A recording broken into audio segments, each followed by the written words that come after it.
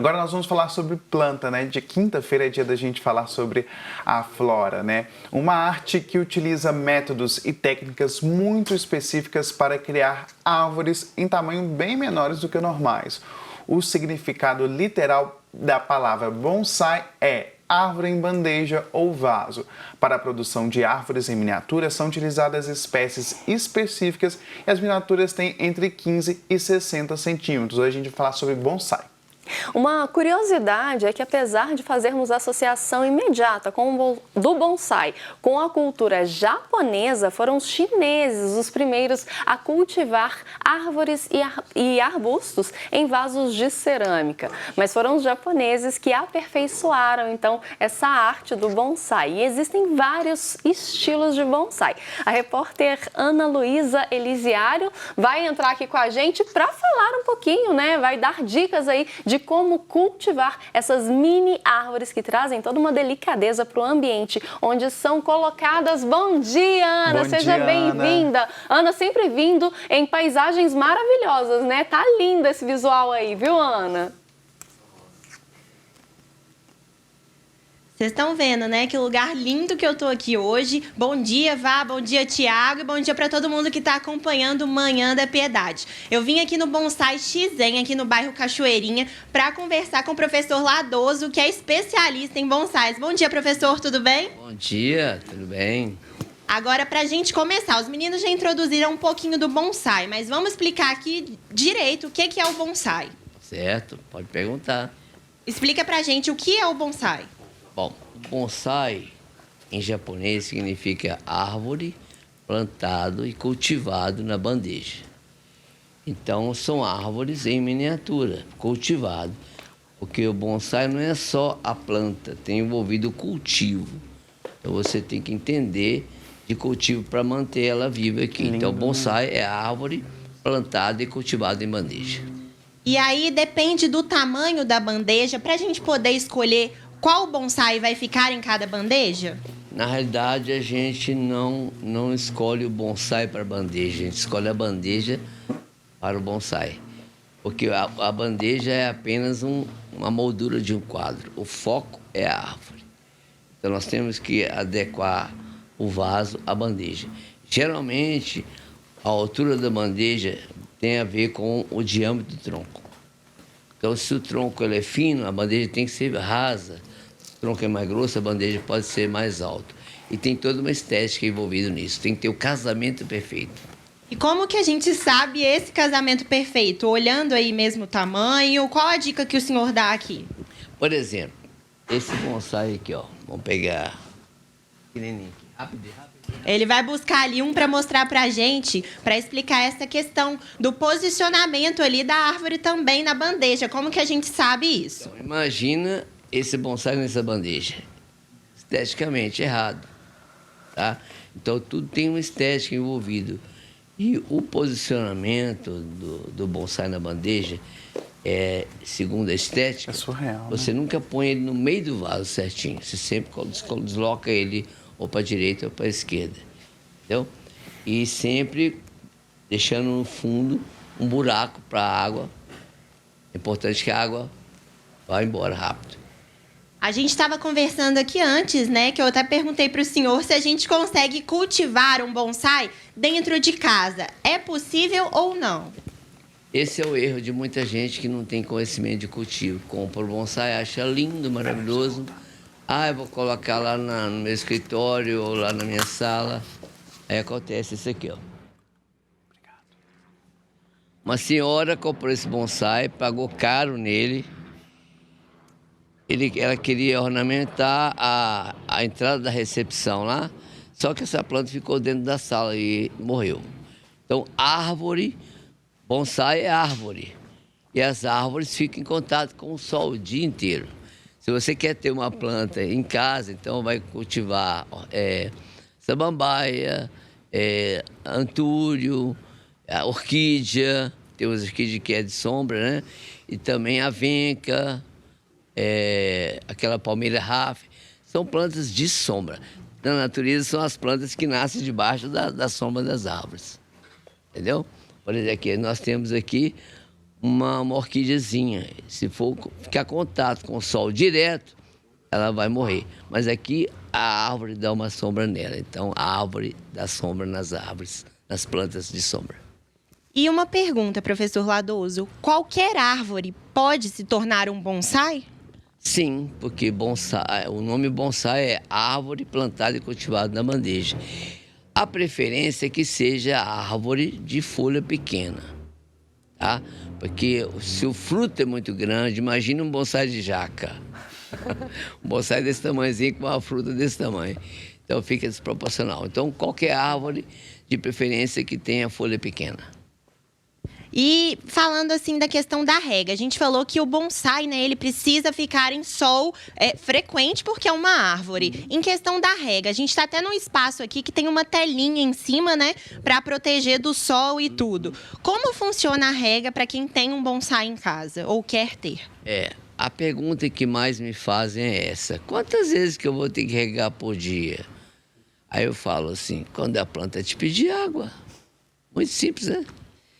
Porque o cachorro, quando ele está com fome, com sede, ele vai gritar, ele vai te chamar, vai latir.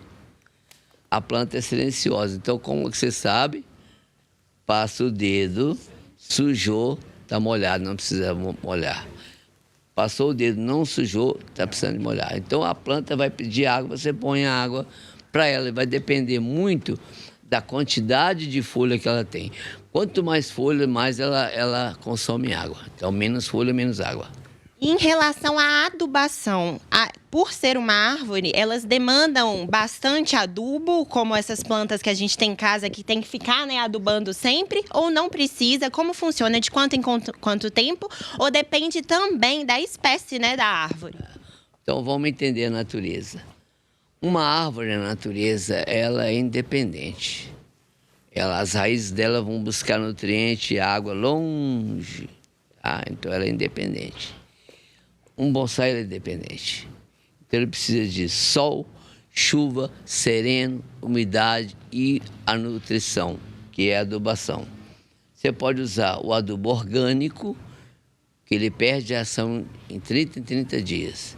Ou pode usar o químico, que dura 4 meses, que vai nutrindo.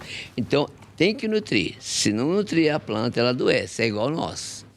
Se não alimentar direito, você vai pegar uma gripe aí forte, né? Então, as plantas precisam de nutrir. O sol é uma nutrição, mas aqui a adubação, que tem adubos que tem tudo que a planta precisa. Então, é necessário a adubação, sim. Outra coisa, pragas. Como que a gente faz se, por exemplo, uma conchonilha aparece num bonsai? Como que a gente trata essas pragas no bonsai? A gente nunca acaba com as pragas, né? Como diz Raul Seixas, você mata uma, mas vem outra no seu lugar. Então, o segredo é você dar uma boa saúde, uma boa alimentação na planta. Muita saúde, a planta ela já tem uma defesa natural. Mas se ela ficar desnutrida, aí raquítica, com pouco sol, aí as pragas montam. Então, o segredo aqui, a gente usa mensalmente o óleo de nim. O óleo de nim é muito sério, veio para o Brasil através da Embrapa. Então, ele combate a proliferação. Porque um pulgão não é praga. Uma infestação de pulgão já é praga, né? Então, o nim controla a infestação. Agora, uma coisa legal aqui. Eu sei que o bonsai, ele tem um significado muito especial. E quando a gente vai presentear alguém com um bonsai, qual é esse significado? No Japão é assim, quando alguém quer eternizar um sentimento, né, uma amizade, dá um bonsai de presente. Porque o bonsai é árvore, e a árvore tem longevidade. Existe um mito de que bonsai morre à toa, não. As pessoas é que matam, não sabem cuidar, né? Então, dar um bonsai de presente representa eternizar aquela amizade, aquele sentimento que a pessoa tem por outra. No Japão é desse jeito. E, pessoal, vocês já têm ideia aí de presentear alguém com um bonsai lindo desse aqui? Ana, já pensei aqui várias pessoas que eu gostaria de presentear com um bonsai para realmente representar nessa longevidade aí na amizade. Você pensou também, Thiago? Olha, Ana, eu pensei também, viu? Acho muito bonito e não é tão fácil de encontrar nas floriculturas um bonsai, não. Ô, Ana, eu tenho uma dúvida para o professor Ladoso. A gente está falando aí, eu fiquei pensando, gente, é muito bonito porque essas plantas parecem até de mentira.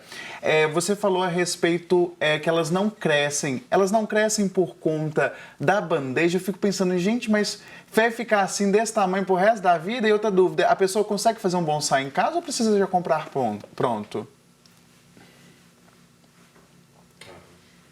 O Thiago, nosso apresentador, está querendo saber duas coisas. Primeiro, o bonsai, ele vai ficar para sempre desse tamanho? Depende da bandeja. Se a gente colocar numa bandeja maior, ele vai se expandir?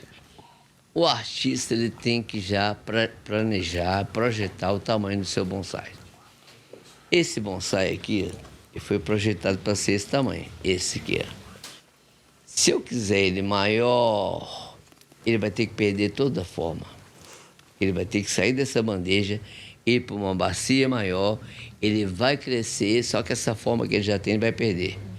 Por isso que o artista, o bonsaísta, ele já tem que pensar, eu tenho uma mudinha, que tamanho que eu quero?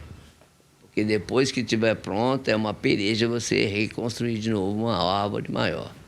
A outra pergunta do Thiago se a gente quiser cultivar um bonsai, a gente precisa de alguém nos auxiliando, como o senhor, né? Que eu sei que o senhor dá cursos também, né? Precisa dessa ajuda ou a pessoa sozinha consegue? Sim, porque um bonsai é muito caro. Por que ele é caro? Porque ele demanda tempo, né? Você está comprando tempo.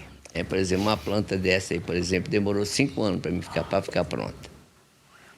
Como é que você vai vender uma planta que você demorou 5 anos para ficar pronta? Bom, é caro. Então ele compra, né? Ele vai e deixa morrer. Então é o ideal que ele se beneficie do bonsai, porque uma coisa é você ter um bonsai, a outra coisa é você ter um bonsai e saber o que ele representa. Porque o bonsai não é somente um objeto de decoração. Ele tem todo o ensinamento de equilíbrio, paciência, humildade, desapego, autoconhecimento, né? Tanto que eu criei uma corrente chamada Um Jeito Bonsai de Viver. A analogia do bonsai com a nossa vida, terapia pura. Então, o bonsai tem ajudado muitas pessoas a combater o estresse, a ansiedade. Então, tem muito mais além do que um objeto de decoração. Professor Ladoso, para a gente já encerrando aqui, a gente falou, eu comentei dos cursos que o senhor dá, o senhor tem um canal no YouTube, né? Vamos contar para o pessoal, para quem quiser, né, fazer algum curso, comprar um bonsai aqui, né, no Bonsai Xizen, como que te encontra e esses cursos também. Explica um pouquinho para a gente aqui rapidinho. Bom, Bonsai Xizen, BH, no Instagram. Eu tenho um canal do YouTube que chama Bonsai Xizen. Eu tenho mais de 300 vídeos, né, explicativos.